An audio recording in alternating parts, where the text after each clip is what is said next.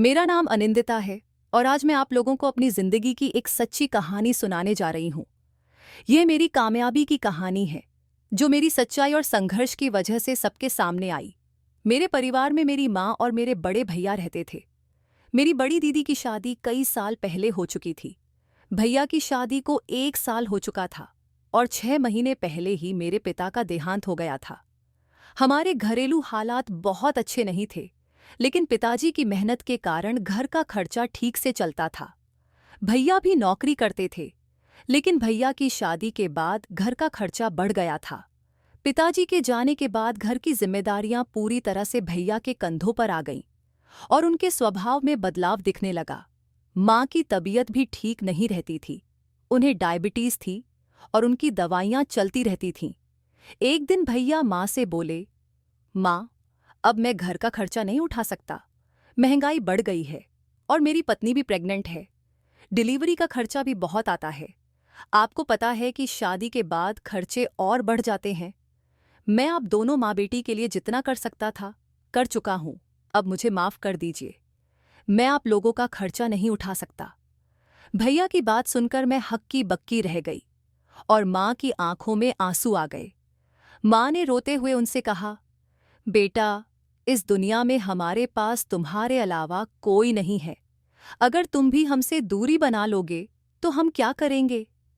भैया ने जवाब दिया, माँ, मुझे नहीं पता आप लोग क्या करेंगी, लेकिन अब मैं अपनी पत्नी और आने वाले बच्चे के लिए सोच रहा हूँ।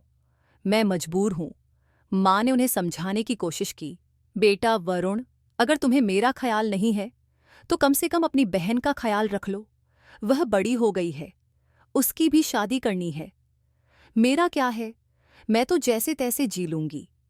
इतने में भाभी भी अपने कमरे से बाहर आ गईं और भैया से कहने लगीं, वरुण, मैंने तुम्हें पहले ही कहा था कि हमें इस घर से अलग हो जाना चाहिए।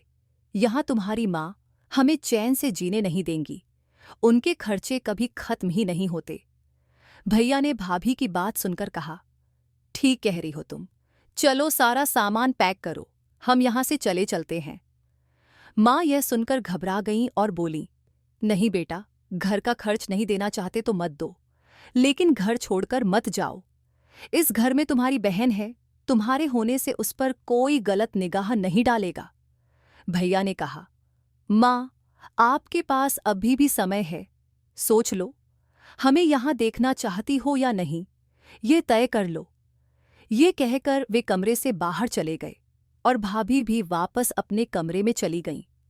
माँ रोते हुए मुझसे लिपट गईं और मैं गुस्से में बोल पड़ी, माँ, आप इन दोनों को घर से निकाल क्यों नहीं देती?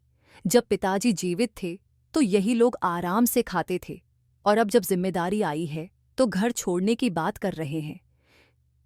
इस संवाद सच ये है, यह घर पिताजी का है और हमारा है।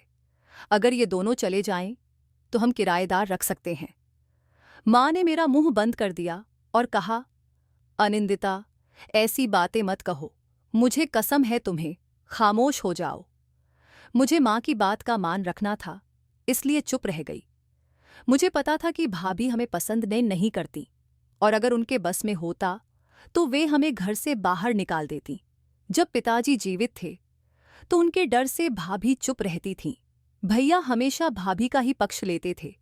इसी कारण पिताजी को हमारी बहुत चिंता रहती थी। वे अक्सर कहते थे, अगर मेरे बाद कुछ हुआ तो न जाने तुम दोनों का क्या होगा।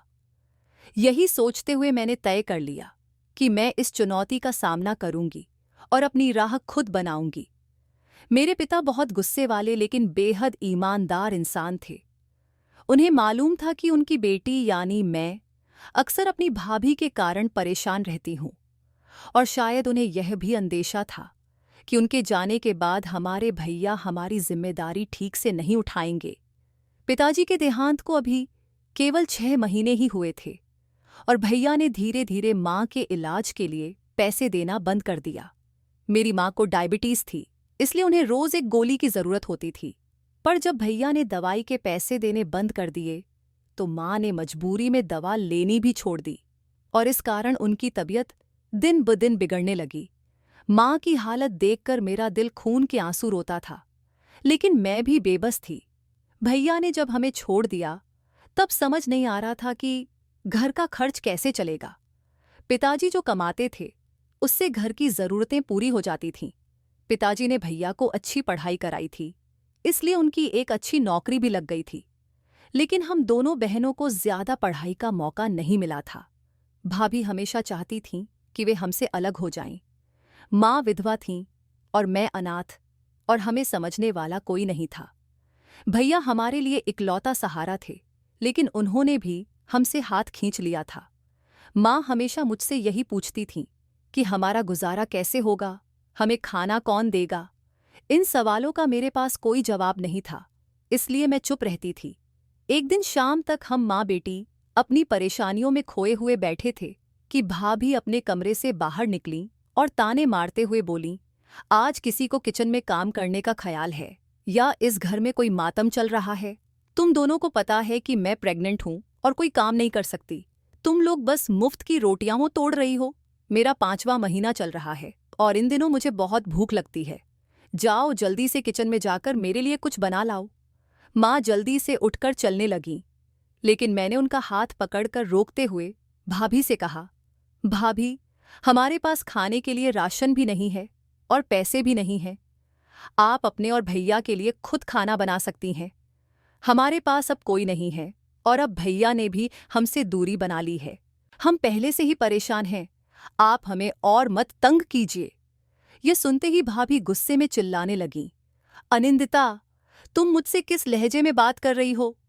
मैं तुम्हारी भाभी हूं और तुमसे बड़ी हूं। तुम्हारी जुबान बहुत चलने लगी है। मुझे तो लगता है कि ससुराल में तुम रह नहीं पाओगी और तलाक लेकर फिर वापस यहीं आ बैठोगी। इस पर मैंने जवाब दिया, भाभी, पता नहीं कौन बदतमीज है, मैं या आप। आपने हमसे माँ का सहारा और उनका बेटा छीन लिया है। आपको यह डर नहीं है कि भगवान आपकी गोद से भी औलाद छीन सकता है। इतने में भैया अचानक कमरे में आ गए और मेरी बात सुनकर उन्होंने मुझे थप्पड़ मार दिया। मुझे नहीं पता था कि भैया हमारी बातें सुन रहे हैं। उन्होंने आवेश में आकर मुझे थप्पड़ मारा। मैं थरथर कांप रही थी, क्योंकि मुझ पर आज तक किसी ने हाथ नहीं उठाया था। पिताजी और माँ ने मुझे बड़े लाड़ प्यार से पाला था, क्योंकि मैं सबसे छोटी थी। पर आज भैया का थप्पड़ मेरे दिल को बहुत चोट पहुंचा गया। मैं दौड़ती हुई माँ के कमरे से अपने कमरे में चली गई। माँ भी मेरे पीछे पीछे आईं। वे गुस्से में दिख रही थीं। माँ ने मुझसे कहा, अनिंदिता, तुम्हें शर्म आनी चाहिए। क्या मैंने तुम्हें यही सिखाया है? तुम्हें बड़ों से बात करने की तमीज़ नहीं है। तुम्हारा गुस्सा भाभी पर था, उस मासूम बच्चे पर नहीं जो अभी इस दुनिया में आया भी नहीं है, और तुम उसे कोस रही हो। तुम्हें ऐसी बातें नहीं कहनी चाहिए थीं। माँ की डांट सुनकर मैं उनके गले लग गई और रोने लगी। मैंने माँ से कहा, माँ, मुझे नहीं पता कि मेरे मुंह से वो शब्द कैसे निकल गए। मेरा ऐसा कोई मतलब नहीं था। मैं उस छोटे बच्चे को कोसना नहीं चाहती थी, बस भाभी को डराना चाहती थी ताकि वो हमारे साथ ऐसा सुलूक न करे। आपको पता है कि उन्होंने ही भैया को हमारे खिलाफ भड़का रखा है। मैंने बस यही चाहा कि जिस तरह उन्होंने भैया को हमसे दूर कर दिया, वैसे ही उनकी औलाद भी एक दिन उनसे दूर हो जाए, ताकि उन्हें हमारी तकलीफ का एहसास हो। माँ मेरा हाथ पकड़कर मुझे गले लगाकर रोने लगी। इतने में भैया फिर से कमरे में आए और बोले, माँ, अगर आपका रोना धोना खत्म हो गया हो तो प्लीज किचन में जाकर मेरी पत्नी के लिए खाना बना दो, उसे भूख लगी है। माँ ने जल्दी से आंसू पोंछे और कहा, ठीक है वरुण, मैं किचन में जाकर बहू के लिए खाना बना देती हूँ।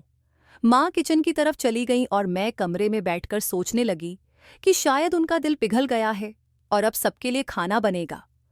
धीरे धीरे रात के 8 बज गए और मैं माँ के लौटने का इंतजार करती रही, लेकिन जब वो कमरे में आईं तो उनके दोनों हाथ खाली थे। मैंने पूछा, माँ, आपने मेरे लिए खाना नहीं लाया, आखिर मेरा खाना कहाँ है? माँ ने उदास होकर कहा, अनिंदिता, सारा दिन मेहनत करने के बाद भी मैं खाली हाथ ही हूँ। किचन में काम तो किया पर मुझे भी खाना नहीं मिला, तो तुम्हें कहाँ से मिलेगा? अगर मैंने किसी और के घर में नौकरानी बनकर काम किया होता तो वहां मुझे कुछ खाने को मिल जाता, पर यहां मेरी अपनी औलाद ने मुझसे खाने का एक निवाला भी नहीं पूछा।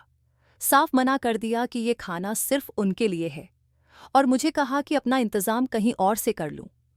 मैं माँ के पास बैठ गई और उनसे कहा, माँ, आपको भूख लगी है?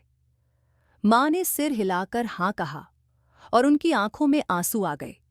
उनका दर्द देखकर मेरा दिल टूट गया। मुझे पता था कि माँ डायबिटीज की मरीज हैं और भूख बर्दाश्त नहीं कर पाएंगी। मैंने माँ को दिलासा देते हुए कहा, माँ, आप फिक्र मत करो, मैं कुछ इंतजाम करती हूँ। जैसे ही मैंने बाहर जाने की कोशिश की, माँ ने मेरा हाथ पकड़कर रोक लिया। मैंने पूछा, माँ, मुझे क्यों रोक रही हो? माँ ने दोनों हाथ जोड़ते हुए कहा, तुम बाहर जा रही हो, पर मुझे किसी नई मुसीबत में मत डालना। मैं नहीं चाहती कि तुम्हारे भैया गुस्से में इस घर को छोड़कर चले जाएं। जब तक घर में मर्द होता है, तब तक कोई बाहर का आदमी हमें तंग नहीं कर सकता। अगर घर में मर्द न हो तो लोग बातें बनाने लगते हैं। इसलिए अनिंदिता, कोई ऐसा काम मत करना जिससे तुम्हारे भैया नाराज होकर हमें छोड़ दें। मैंने माँ को भरोसा दिलाते हुए कहा, माँ, आप चिंता मत करो, मैं ऐसा कुछ नहीं करूंगी जिससे आपको परेशानी हो। आपको अपनी बेटी पर भरोसा है ना? माँ ने सिर हिलाया। मैंने कहा, तो फिर मुझ पर भरोसा रखिए, मैं ऐसा कुछ नहीं करूंगी जिससे आपका दिल दुखे।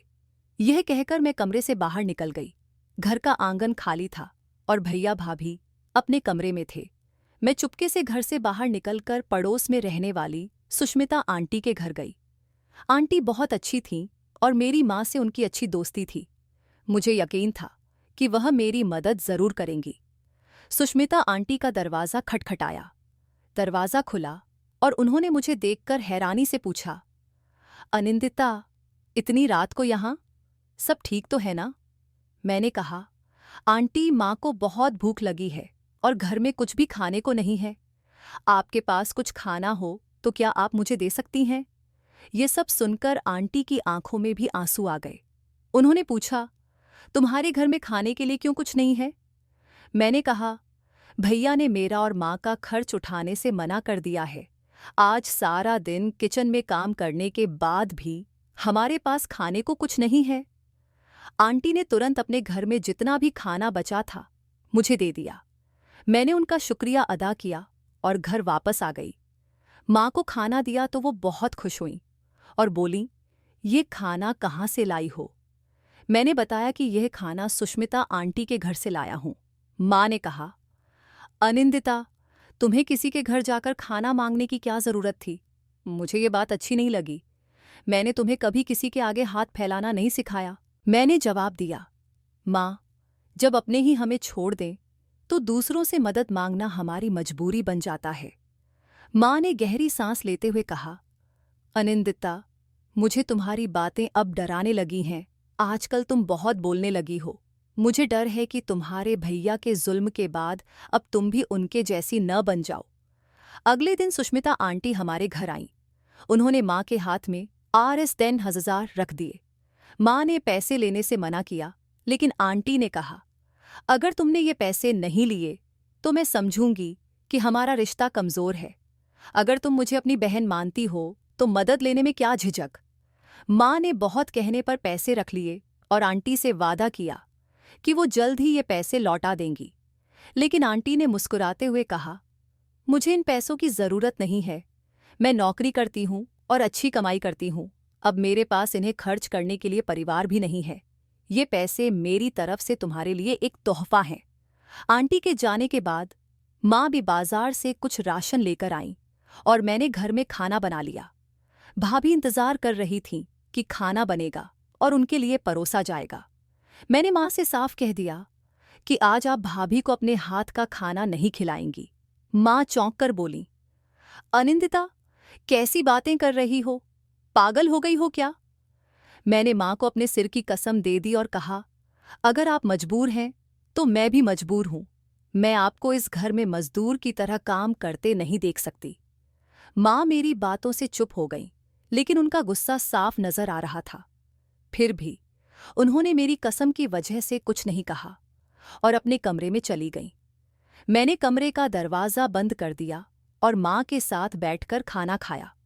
हम दोनों सोने के लिए लेटे ही थे कि अचानक किचन से बर्तनों की आवाज़ें आने लगीं। तभी भाभी हमारे दरवाजे पर आकर दस्तक देने लगीं और चिल्लाईं, दरवाजा खोलो, तुम लोग सुबह से क्या कर रही हो?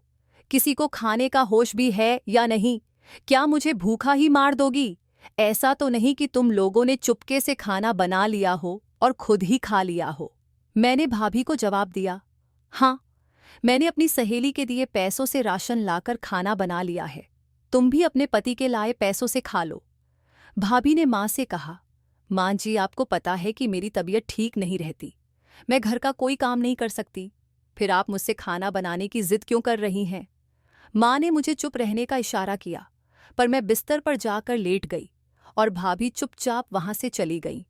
भाभी ने भैया से न जाने क्या क्या कह दिया था कि थोड़ी देर बाद भैया भी हमारे दरवाजे पर आकर जोर जोर से पीटने लगे। माँ ने डरकर मेरी ओर देखा और मैंने कहा, माँ, दरवाज़ा मत खोलिए। लेकिन भैया इतनी जोर से दरवाज़ा पीट रहे थे कि माँ को मजबूरी में दरवाज़ा खोलना पड़ा। जैसे ही दरवाज़ा खुला, भैया गुस्से में कमरे में आए और मेरा हाथ पकड़कर मुझे बाहर खींच लाए। गुस्से में उन्होंने मुझे थप्पड़ मार दिया। भैया ने मुझसे कहा, मुझे पता है कि मेरी माँ ऐसी नहीं है, वो बहुत सीधी हैं, लेकिन तुम चालाक हो। तुमने ही मेरी माँ को मेरे और मेरी पत्नी के खिलाफ भड़काया है। तभी भैया ने फिर से कहा, इसलिए माँ तुमसे इतनी जिद कर रही हैं कि बहू को खाना बनाना चाहिए। देखो, अगर तुमने मेरे घर में कोई झगड़ा खड़ा करने की कोशिश की तो मैं राह चलते किसी से भी तुम्हारी शादी करा दूंगा और फिर तुम इस घर में कभी कदम नहीं रखोगी। भैया का ये बात सुनकर मैं अपना आपा खो बैठी, खासकर इसलिए कि ये पहली बार नहीं था जब उन्होंने मुझे थप्पड़ मारा था।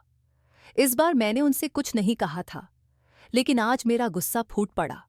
मैंने उनसे कहा, भैया, आपको शर्म आनी चाहिए। आप अपनी पत्नी की बातों में आकर अपनी ही माँ और बहन को परेशान कर रहे हैं। आप तो उस इंसान की तरह हो गए हो जो पिता के जाने के बाद अपनी माँ के हक भी छीन लेता है। अगर इतनी ही तकलीफ देनी थी तो बेहतर होता कि आप इस घर से चले जाते, लेकिन आप में शर्म नहीं है। आपने माँ को अपनी नौकरानी बना दिया है और बहन पर हाथ उठाने में आपको कोई झिझक नहीं होती। मेरी बात सुनते ही भैया ने गुस्से में एक और थप्पड़ जड़ दिया और माँ चुपचाप खड़ी यह तमाशा देखती रही। मैं गुस्से में माँ से कहने लगी, माँ, आप मेरे लिए क्यों नहीं बोल रही? लगता है आप भी भैया के साथ ही हैं। मुझे इस घर में अब और नहीं रहना। इतना कहकर मैं अपने कमरे में गई, अपना सामान पैक किया और घर छोड़ने निकल पड़ी। मैं आंसुओं के साथ सड़क पर चल रही थी और ऐसा लगा जैसे कोई मेरा पीछा कर रहा है। मैंने मुड़कर देखा तो माँ मेरे पीछे पीछे चल रही थीं। मैं रुक गई और उनसे कहा, माँ, आप वापस लौट जाएं, मैं अब उस घर में नहीं रहूंगी। माँ ने दुखी होकर कहा, देखो, वही हुआ जिसका मुझे डर था। अब हम दोनों बेघर हो गए हैं, अब हम कहाँ जाएंगे? मैंने माँ से कहा, माँ, आपकी वजह से मैं यह नहीं चाहती कि आप बेघर हों। यह घर आपके पति का था और अब आपके नाम है। आप चाहे तो भैया और भाभी को वहां से निकाल सकती हैं, लेकिन मेरे पीछे मत आओ। मैं जहां चाहूंगी वहीं जाऊंगी। माँ ने कहा, मैं अपनी जवान बेटी को यूं अकेला नहीं छोड़ सकती। बताओ, तुम कहाँ जाना चाहती हो? मैंने कोई जवाब नहीं दिया और चुप खड़ी रही। माँ ने मेरे चुप रहने पर कहा, हे भगवान, इससे पहले कि मुझे यह दिन देखना पड़े, मुझे अपने पास बुला लेता। माँ की बात सुनकर मेरा दिल दुख से भर गया। मैंने जल्दी से माँ का हाथ पकड़ लिया और कहा, माँ, ऐसी बातें मत करो। माँ ने हल्के से मुस्कुराते हुए पूछा, ठीक है, अब बताओ तुम कहाँ जा रही हो? मैंने कहा, मैं मामा जी के घर जा रही थी। मेरी बात सुनकर माँ मुस्कुराईं और बोलीं, अच्छा है कि तुम्हें अपने मायके की याद आ गई। तुम्हारे मामा हमें देखकर खुश होंगे। वैसे भी तुम्हारे मामा और मामी हमसे बहुत प्यार करते हैं। जब हम मामा के घर पहुंचे तो मामा मामी ने हमारा स्वागत किया और हमारी परेशानियों को सुनकर कहा, अब तुम लोग कहीं नहीं जाओगे, यह घर तुम्हारा ही है। मामी ने हमेशा माँ को ननद की तरह नहीं बल्कि बहन की तरह ही माना था। माँ के माता पिता का काफी समय पहले निधन हो गया था और मामा ही उनका सहारा थे। मामी ने कहा, दीदी, आपको चिंता करने की जरूरत नहीं है। आप यहाँ खुशी खुशी रहिए, जो मन चाहे खाइए पीजिए। मामी नर्स थीं और नौकरी के लिए रोज सुबह घर से निकल जाती थीं। घर के काम के लिए उन्होंने एक नौकरानी रखी हुई थी। मामा के घर में मुझे और माँ को बहुत सुकून मिला। हमें वहाँ रहते हुए 3 हफ्ते हो चुके थे। एक दिन अचानक मामी की तबीयत खराब हो गई। उनकी हालत देखकर मैं भी बहुत परेशान हो गई। मामी ने मुस्कुराते हुए कहा, परेशान मत हो, ये सिर्फ मौसम की वजह से है, कुछ दिनों में ठीक हो जाऊंगी। मामी को अस्पताल से छुट्टी नहीं मिल पा रही थी, क्योंकि उन दिनों अस्पताल में बहुत सारे मरीज आ रहे थे और मामी की गैर मौजूदगी से उन्हें दिक्कत होती। मामी ने हमें बताया कि वो इस नौकरी को छोड़ना नहीं चाहती, क्योंकि अस्पताल उनका मन बहलाता है। उन्होंने कहा, तुम्हारे मामा काम पर चले जाते हैं और मैं दिन भर घर में अकेली दीवारें देखती रहती हूँ, इसलिए मैंने ये नौकरी शुरू की थी। मामी अपनी नौकरी खोने को लेकर बहुत चिंतित थीं। उन्होंने कहा, मुझे नहीं पता कि अब क्या होगा। तब मैंने उनसे कहा, मामी, अगर आप चाहें तो मैं आपकी जगह पर अस्पताल जा सकती हूँ। मामी को मेरा यह सुझाव अच्छा लगा। उन्होंने कहा, ठीक है, मैं डॉक्टर से बात करूंगी। अगर डॉक्टर अनुमति देंगे तो तुम जा सकती हो। डॉक्टर ने मामी की सेहत देखते हुए मेरी मदद का प्रस्ताव स्वीकार कर लिया, क्योंकि मामी की तबीयत सच में बहुत खराब थी और अस्पताल में किसी को उनकी जगह काम करने की जरूरत थी। इस तरह मैं मामी की जगह अस्पताल जाने लगी। लेकिन जाते समय मामी ने मुझसे कहा, अनिंदिता, एक बात ध्यान रखना, चाहे कुछ भी हो जाए, किसी भी डॉक्टर या व्यक्ति से पैसों का कोई लालच मत लेना और फिजूल की बातों में मत उलझना। मैंने उनकी बातों को समझते हुए अपना काम शुरू कर दिया। अस्पताल में मेरी जिम्मेदारी केवल मरीजों का ख्याल रखना थी। एक सीनियर नर्स मुझे काम समझा देती थी और मैं ज्यादा किसी से बातचीत नहीं करती थी। वहां एक दिन एक युवा नर्स मेरे पास आई और बोली, तुम बहुत उदास लगती हो, किसी से बात भी नहीं करती, ऐसा क्यों? मैंने उसे अपने बीते समय की सारी बातें बता दी। मेरी कहानी सुनकर वह भी उदास हो गई और बोली, तुम भी अपने लिए कोई अच्छी नौकरी ढूंढो। अपने पैरों पर खड़ी लड़की बहुत मजबूत होती है। अगर चाहो तो थोड़ी बहुत कमाई भी कर सकती हो, जब तक मामी ठीक नहीं हो जाती। मैंने हैरानी से पूछा, कैसे मुमकिन है? उसने मुझे एक आसान सा काम बताया। उसने कहा, यहाँ एक और अस्पताल है, जहाँ इस अस्पताल से सामान पहुँचाना होता है। वह काम यहाँ एक लड़की करती थी, लेकिन अब वह नहीं आ रही है। अगर तुम मेरी मदद करोगी तो तुम्हें इसके बदले पैसे मिल सकते हैं। मैंने उसकी बात मान ली। उसने मुझसे कहा, ये बात किसी को मत बताना। इस काम में भरोसेमंद व्यक्ति की जरूरत होती है और तुमने पहली मुलाकात में ही मुझे अपनी पूरी कहानी बता दी, जिससे मुझे लगता है कि तुम भरोसेमंद हो। मैंने इस बारे में मामी से भी कुछ नहीं बताया। नर्स ऑपरेशन रूम से एक थैली लाकर मुझे देती और कहती, इस पते पर जाकर यह थैली दे आओ। जब मैं वहां गई तो देखा कि वह एक बड़ा अस्पताल था। वहां पहुंचकर मैं चपरासी को थैली दे देती थी। हर बार ऐसा करने के बाद वह मुझे हजारों रुपए दे देते। एक हफ्ते में ही मैंने 40,000 रुपये कमा लिए थे। इन पैसों को देखकर मुझे खुशी हुई कि अब शायद हमारे हालात सुधर जाएंगे।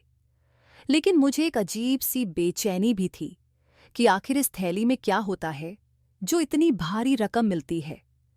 थैली हमेशा बहुत अच्छी तरह से पैक होती थी और ऐसा लगता था कि कोई इसे खोलने की कोशिश करेगा तो तुरंत पकड़ लिया जाएगा।